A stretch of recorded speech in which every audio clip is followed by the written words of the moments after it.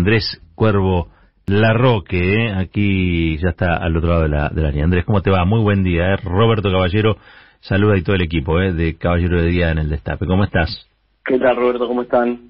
Bien, acá, muy bien. Preguntándonos, entre otras cosas, sobre la foto que hoy ilustra algunos de los diarios y tiene que ver con la visita que hizo el presidente a Milagro Sala, allí en Jujuy, donde está internada. Algo que vos saludaste, celebraste desde el Twitter. ¿Por qué?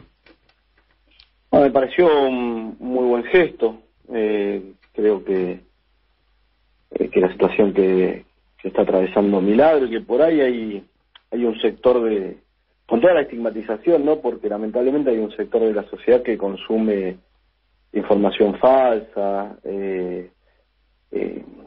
y lamentablemente no conoce o no comprende primero la obra que realizó Milagro, en la transformación, ¿no?, que generó en todo lo que era un universo que lamentablemente hoy vuelve a estar en una situación de complejidad, ¿no?, pero un universo de exclusión estructural que tenía la provincia de Jujuy, y lamentablemente hay un sector de la sociedad que solamente consume las noticias falsas y claramente tiene una caracterización de Milagro asociada a lo opuesto, ¿no?, de lo que ella realizó, y hoy lamentablemente con tanto tiempo de gobierno, que ella esté privada de la libertad. O sea que me pareció un excelente gesto. Obviamente también sabemos que no se vive solamente de gestos, así que ojalá que no se quede solamente en la gestualidad. Ahí te hago una pregunta sobre Morales, porque hay algo que me llama la atención. Nosotros venimos trabajando sobre un concepto de que el lawfare no es solamente, digamos, no está en una estratosfera, sino que hay personas que todos los días toman decisiones para que ese lawfare se ejecute, ¿no? Digo, el radicalismo eligió tener a Morales, el carcelero de Milagro Sala, como presidente del radicalismo. ¿Qué reflexión te merece eso? Mira, por supuesto que uno tiene una caracterización muy negativa respecto a la responsabilidad que él ha tenido, ¿no?, en todo lo que tiene que ver con esta situación de Milagro. No te olvides, esto empezó el 16 de enero del 2016, sí. Desde el tiempo que estamos hablando, y Milagro es detenida, más allá de las causas que después se fueron montando, y él mismo le dijo en un reportaje a Berbisky que si tenía que armar 100 causas para que Milagro siga presa, las iba a hacer. Entonces todo eso es absolutamente aberrante y reñido con la República y con la democracia. Por otro lado, yo creo que hay un dato de lo que es la lectura política, ¿no? Cuando fue el Congreso de Gualeguaychú, ¿te acordás donde el radicalismo definió el apoyo a la candidatura a Mauricio Macri? El sector de Morales estaba en desacuerdo. Ellos en ese momento creo que estaban más cercanos o tenían la idea de jugar con Sergio Massa, ¿no?, en aquel momento. Entonces tenés esa situación ambivalente dentro de lo que puede ser la interna de la oposición o de los sectores que podríamos, bueno, ya no sé a esta altura cómo calificar, ¿no?, pero liberales o ellos quizás no estuvieron alineados con el sector más duro de Mauricio Macri, pero bueno, desde ya que la política que desarrolló alrededor de lo de Milagro es absolutamente repudiable. Uh-huh. Ahora te voy a hacer una sencilla, que es ¿cómo está el Frente de Todos? Y bueno, mira, yo entre el Frente de Todos y San Lorenzo, viste, ya no sé qué... No sé por dónde mirar, ¿no? Qué injusticia lo de Torrico, lo tenía que decir, ya se dijo, listo.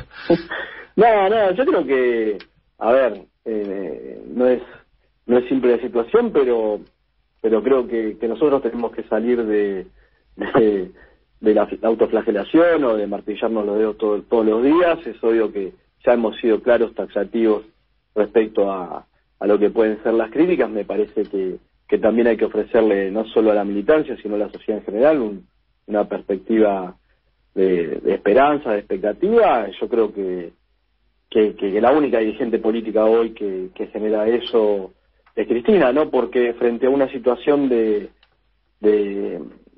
tan gris, ¿no?, en materia económica, porque uno a veces, viste, cuando tenés la discusión, no, miren la mitad del vaso lleno, pero esto es como ir a la cancha todos los domingos y empatar y que un sector de la tribuna te exija celebrar el empate. Sí, no perdimos, pero tampoco estamos obteniendo triunfos claros. Entonces me parece que en una situación tan gris en materia económica, la única manera de recuperar la esperanza y la expectativa es a través de la política, y dentro de la política no tengo ninguna duda que la persona que todavía es creíble, que genera esa esperanza, que está dispuesta a enfrentar al poder, porque seamos claros, ¿no? Gobernar es ordenar al poder económico, y me parece que si eso no ocurre, pierde el pueblo. Nuestra misión es representar los intereses populares, y eso obliga, hasta por el propio bien del poder económico, que muchas veces no tiene una estrategia colectiva, una estrategia de país, que simplemente persigue sus intereses de corto plazo.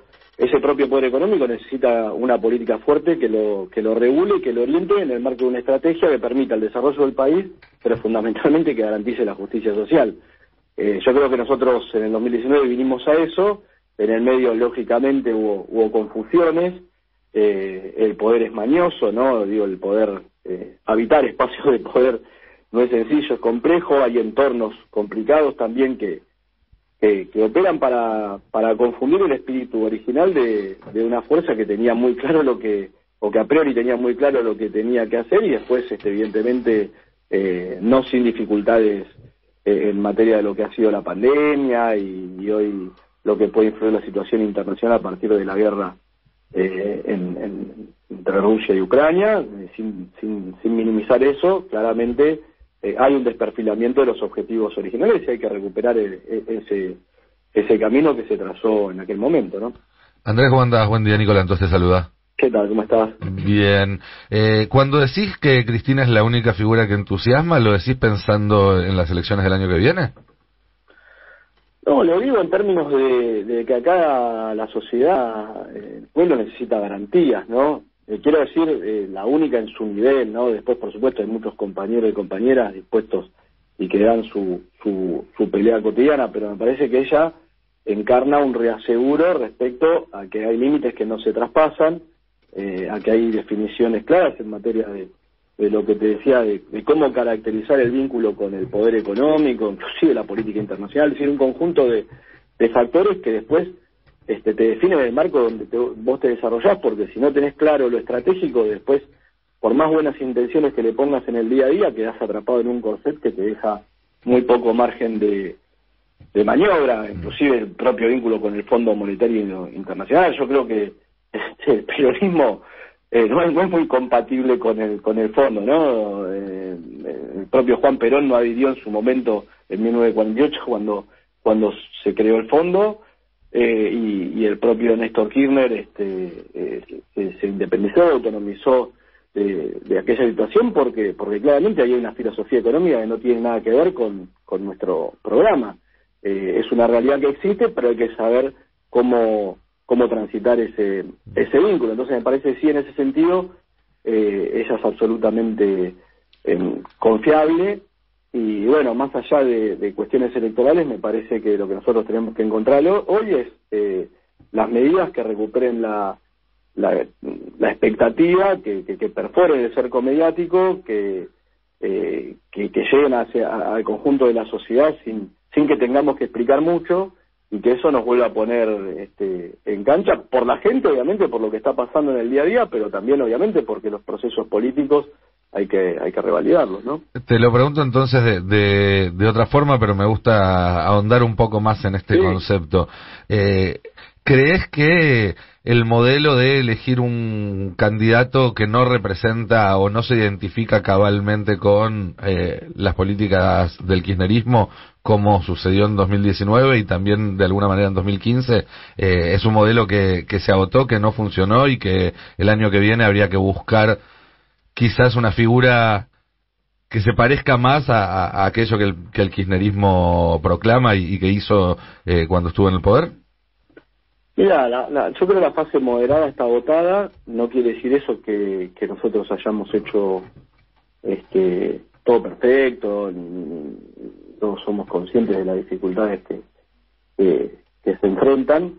pero sí me parece que se intentó y no ha funcionado. Entonces tenemos que en ese sentido recalibrar, y me parece que no podemos seguir atrapados permanentemente en ese laberinto, ¿no? Porque acá a Cristina la jubilan, viste, permanentemente. Sí. Entonces, yo me acuerdo de la discusión del 2016 y 2016-2017, y yo entendí que en el 17, después del proceso electoral, ese debate estaba zanjado, porque en aquel momento lo que se planteaba es: Cristina no tiene votos. Bueno, fuimos a la elección del 17, Cristina tenía votos, pero además ella tuvo la generosidad, no sé si es generosidad, no, pero sí la inteligencia de reagrupar a todos los sectores del movimiento nacional, y para que ese reagrupamiento fuera eficaz, inclusive no dudó en ceder posiciones y en darle al sector moderado, por llamarlo de alguna manera, el mayor protagonismo. Entonces me parece que eso tiene que ser recíproco. Si ahora se hace evidente, quizás hay un problema de diagnóstico, de caracterización, y no todos están viéndolo, pero me parece que en esa mayoría de la sociedad y de la militancia está con un sabor agridulce. Entonces me parece que es momento de dar cuenta de lo que fue una decisión muy inteligente y también en parte generosa, y que todos estemos a la altura de la circunstancia y tengamos la misma grandeza que tuvo ella en el 2019, ¿no? Hay una cosa que a mí me cuesta entender, Cuervo, y no es que me cuesta entender, creo que falta alguna explicación más, y son las reuniones que Cristina viene teniendo, desde con la jefa del Comando Sur, después también se reúne con Melconian, después se reúne con Redrado, y sin embargo no hay encuentro con Alberto. Digo, no, estamos hablando de encuentros con gente que quizá está en posturas antagónicas a la de Cristina, y sin embargo no hay posibilidad de acuerdo, o por lo menos de sentarse con Alberto. ¿Por qué es? ¿Qué explicación tiene esto? Habría que preguntarle a Alberto por qué no la llama, o no se quiere juntar con Cristina en todo caso. No es un tema de Cristina, ella siempre tuvo la absoluta predisposición, obviamente. ¿Por qué pasa? ¿Alguna idea tenés, digamos? Yo creo que es un gran error. Yo creo que poner a ver, no aprovechar a Cristina siendo la vicepresidenta es un gran error. Yo creo que, inclusive lo he dicho ya varias veces, nosotros tampoco entendíamos cómo Mauricio Macri, no siendo alguien de un signo político antagónico, no se valía de la experiencia que tuvo Cristina al gobernar 8 años el país. Pero bueno, imagínate que si pensábamos eso para Macri, cuánto más para alguien que es de nuestro espacio, ¿no? Obviamente. Andrés Cristian. Pero bueno, yo creo que igual, más allá de todo, Roberto, hay que mirar para adelante, no tenemos que enredarnos más, esto no es un culebrón, acá hay que poder decirle a la gente qué es lo que se necesita.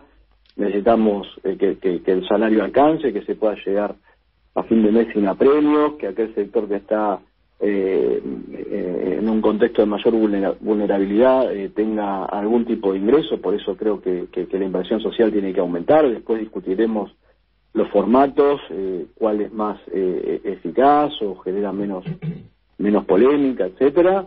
Y después creo que hay cuestiones de la macroeconomía que resolver. El tema de inflación, por supuesto, es un tema central, pero también hay que discutir cómo se financia el Estado, cómo tenemos reservas en el Banco Central. Es decir, son un conjunto de cosas que hacen a recuperar estabilidad, pero también credibilidad por parte de aquel sector de la sociedad que tenía una expectativa en este gobierno. Andrés Cristian Carrillo te saluda, ¿qué tal? ¿Qué tal? Quería consultarte sobre esto, justo sobre esto último estabas diciéndolo. ¿Cuáles consideras que son las medidas que no se están aplicando y deberían aplicarse, o que se están aplicando y deberían profundizarse para, por lo menos, atacar lo que diagnosticás, ¿no? El tema de la inflación. Ahora parece que hay algunas medidas que están a favor de recuperar reservas, pero digo, ¿qué es lo que está faltando?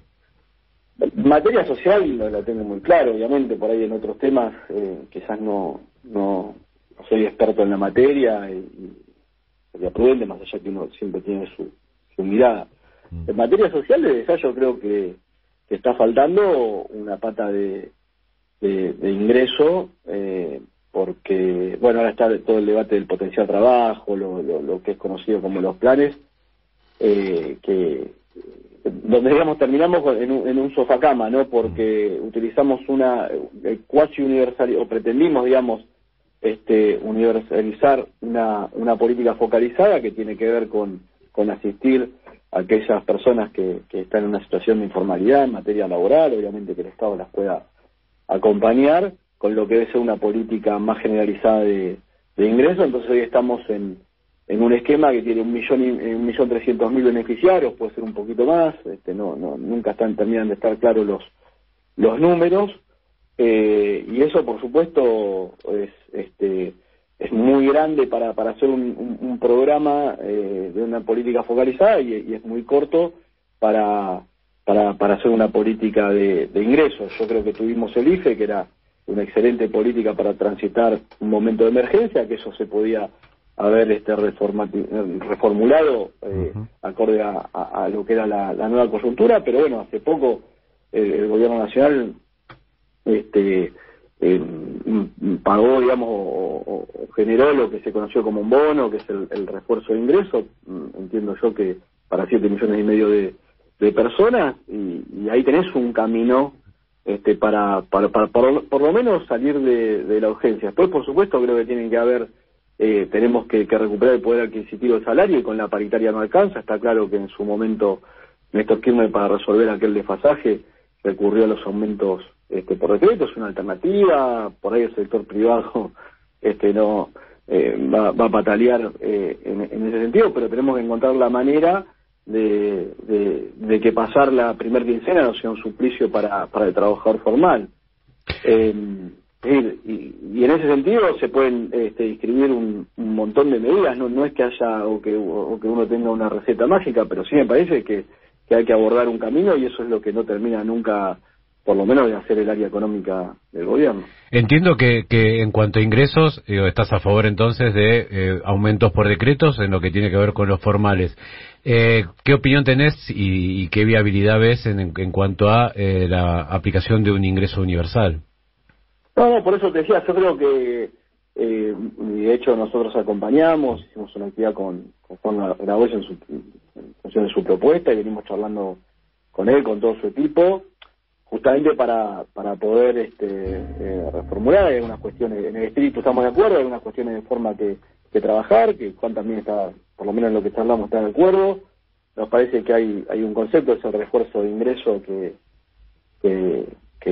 nos va cerrando, por lo menos en los que estamos participando de ese debate. Después hay que ver si eso se canaliza por la vía legislativa, por el Ejecutivo, pero sí está claro que, mira, así como la UH fue una política revolucionaria, que lo que hacía era reconocerle la asignación familiar del trabajador formal, se la reconocía el Estado al, porque trabajadores son todos, ¿no? Ocupados, son trabajadores y trabajadoras. Entonces al que por ahí está en una situación de informalidad o desocupado, se le reconocía obviamente esa asignación. Lo que me parece que ahora hay que poder lograr es que además se le reconozca un ingreso piso que garantice por lo menos lo que tiene que ver con la canasta básica. Creo que ese puede ser un camino transitorio, obviamente, porque nosotros buscamos es una modificación de la estructura económica que no solo reduzca la desocupación, sino que también esos salarios desde ya alcancen para garantizar los niveles de dignidad que se merecen los trabajadores y las trabajadoras. Hay muchos índices que plantean crecimiento, recuperación económica. Obviamente no derrama. Como representante de digamos esto que ocurre, que es una actividad económica que en algunos sectores realmente vuela y en otros quizá la gente no llega al día 15 con comodidad. ¿Vos crees que el ciclo de Guzmán está agotado? Yo no quiero opinar más de Guzmán. Ya dije todo lo que tenía que decir. Para mí es un tema terminado. Después verá él en su conciencia qué quiere hacer, o el presidente también obviamente definirá. Yo creo que ya a esta altura, en fin, no tenemos mucho para esperar por ese lado. Bien. Después, y la última, sabemos que estás ahí hoy ocupado, digamos, y tiene que ver con movimientos sociales, ¿sí? Vos tenés un cargo allí que tiene mucho contacto con estos movimientos sociales. Algo el discurso de Avellaneda el otro día o se malinterpretó o se manipuló de modo tal que pareciera que el kirchnerismo está enfrentado a los movimientos sociales. ¿No te parece ahí que hace falta algún tipo de aclaratoria, digo, más allá, para los que tienen mala memoria, digo, ¿no? ¿Algún tipo de aclaración en relación a lo que se dijo? No, sin duda hubo manipulación. Llama la atención que un sector de los movimientos, levita, digamos, no tampoco vamos a decir las cosas por su nombre, yo creo que en tándem con algunos sectores de la comunicación hegemónica, rápidamente salieron a tergiversar, por un lado, pero también a amputar un discurso muy extenso que había tenido Cristina, donde me parece que todo era importante, pero me llamó la atención que no asumieran o que no se subieran a la agenda que planteó Cristina, que es absolutamente reivindicativa de los sectores populares que ellos en teoría pretenden representar. Es muy sugestivo, no es la primera vez que pasa, yo creo que hay que revisar ahí cómo son esos vínculos. Me parece que automáticamente el Evita decidió enfrentar públicamente a Cristina, y me parece llamativo porque Cristina, como te decía antes, es de las dirigentes de su nivel la única que con claridad enfrenta al poder económico, así que me llama la atención que un sector que pretende representar a los sectores populares busque una rápida atención con aquella persona que sin duda encarna la expectativa, la esperanza, pero que además tenemos pruebas fehacientes que no titubea a la hora de enfrentar esos factores de poder.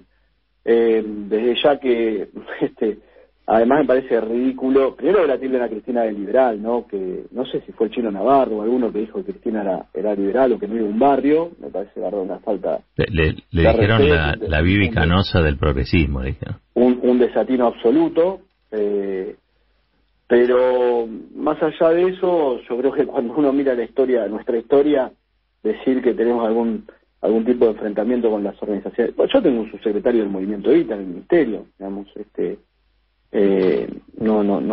no tengo ningún problema en ese sentido. Un buen compañero, ¿no? Federico Hugo se llama. Sí. Y desde el primer día yo le dije con claridad lo que pensaba y él también, y bueno, obviamente, ¿no?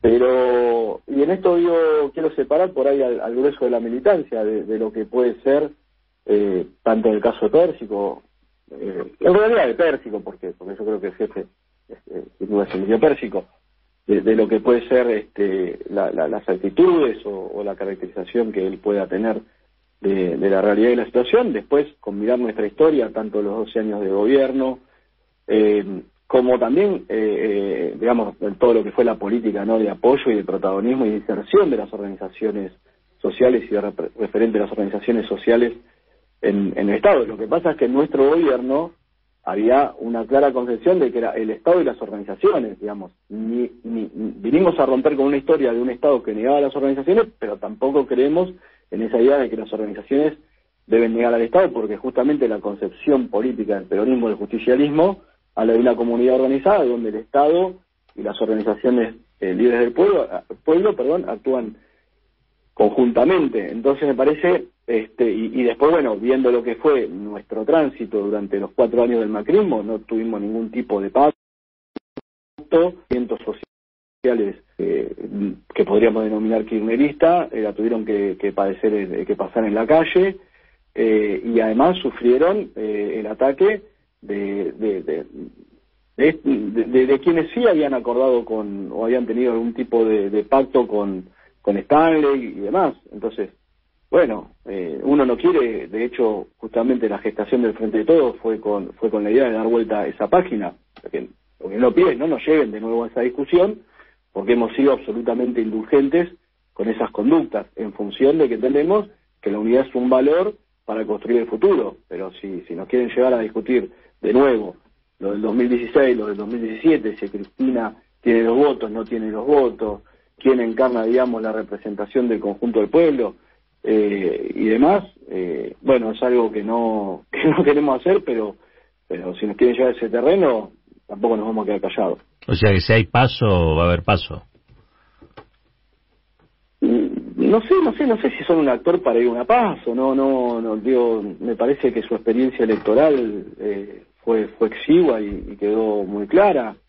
Por supuesto que, y tampoco estamos discutiendo hoy el proceso electoral, porque ya te digo, para mí, si no se toman medidas claras en el corto plazo, pensar en las elecciones del año que viene ya es casi un hecho de ciencia ficción.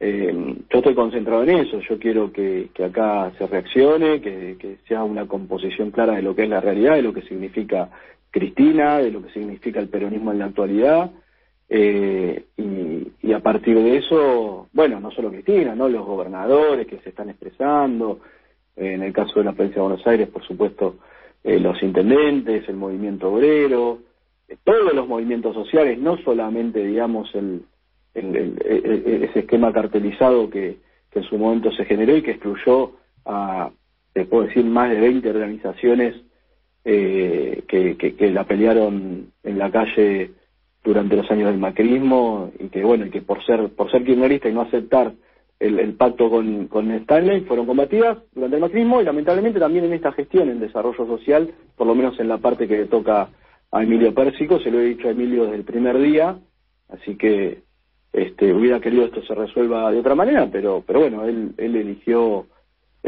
atacar, combatir y discriminar a las organizaciones que siempre fueron leales a Cristina.